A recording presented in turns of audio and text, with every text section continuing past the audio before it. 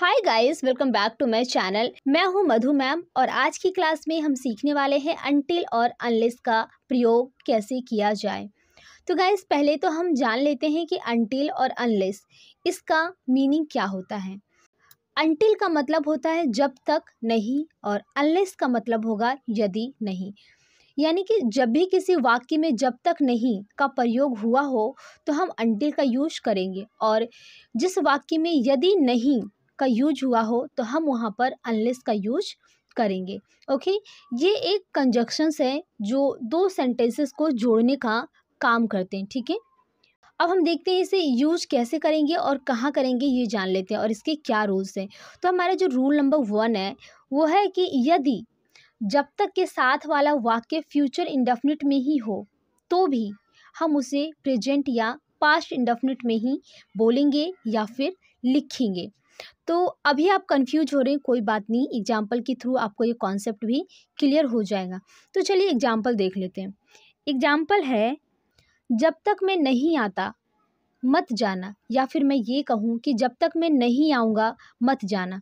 तो गाइस, यहाँ पे दोनों सेंटेंसेस का सेंस तो एक ही है, जब तक मैं नहीं आता मत जाना या फिर जब तक मैं नहीं आऊँगा मत जाना, है ना। तो आपने दूसरे वाले सेंटेंसेस में क्या देखा कि जब तक मैं नहीं आऊँगा, ये क्या है ना, फ्यूचर का सेंटेंस है, लेकिन फिर भी हम इसे प्रेजेंट इंडेफिनिट में ही बनाएंगे। जैसे कि अनटिल आई कम, जब तक नहीं के लिए हमने अनटिल यूज किया है। नहीं आता, जब तक मैं नहीं आता, तो जब तक नहीं के लिए अनटिल यूज किया है। मैं आता, आई कम, मत जाना, डोंट गो। तो यहाँ पे आपने देखा गाइस कि यहाँ पे मैंने प्रेजेंट इंडेफिनिट में बनाया है, जबकि हिंदी वाक्य में फ्यूचर का सेंटेंस आ रहा है। ठीक है, नेक्स्ट एग्जाम्पल देखते हैं। जब तक मैं नहीं आया तुम नहीं गए, until I came you didn't go.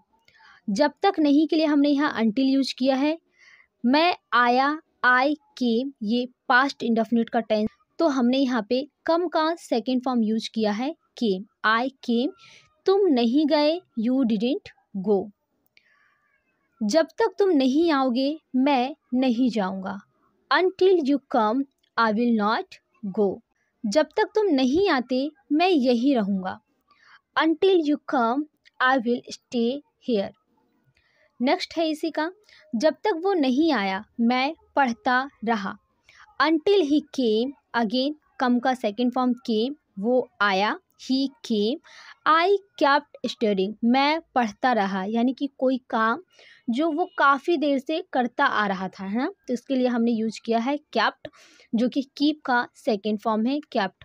I kept studying, मैं पढ़ता रहा। इसी का एक और एग्जाम्पल देख लेते हैं।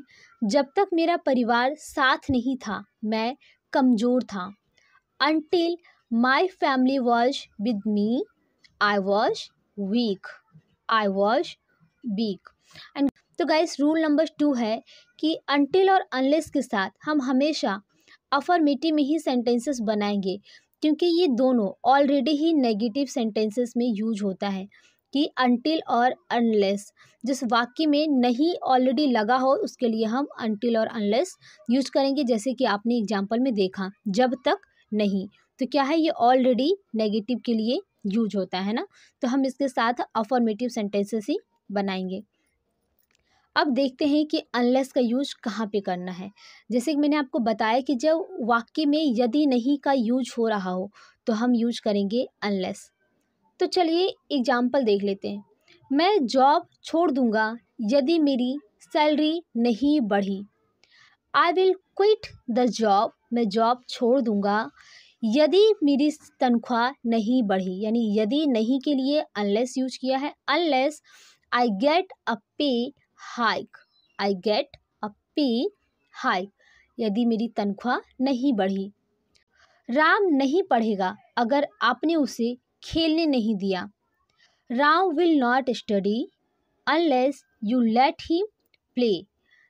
आप उसे, यानी कि आपने उसे खेलने नहीं दिया, या फिर यदि आपने उसे खेलने नहीं दिया, unless you let him play.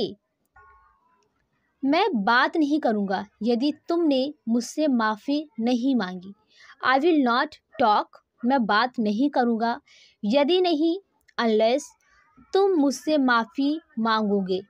You apologize to me. यहाँ पे अपोलोजाइज का मीनिंग क्या होगा? माफ़ी मांगना। Okay, you apologize to me. तो आई होप गाइस ये क्लास आप सभी को पसंद आई हो। अगर ये क्लास आपको थोड़ी सी भी हेल्पफुल लगी हो तो आप इस वीडियो को लाइक करें, और जो भी आपके फ्रेंड्स हैं जो इंग्लिश सीखना चाहते हैं, आप उनके साथ इस वीडियो को शेयर कर सकते हैं ताकि वो भी सीख सकें। तो गाइस इसी तरीके का नॉलेजफुल वीडियो देखने के लिए मेरे चैनल को सब्सक्राइब करें और बेल नोटिफिकेशन ऑन कर दें, जिससे आने वाली वीडियो की नोटिफिकेशन आपको सबसे पहले मिल जाए। तो मिलते हैं नेक्स्ट वीडियो में।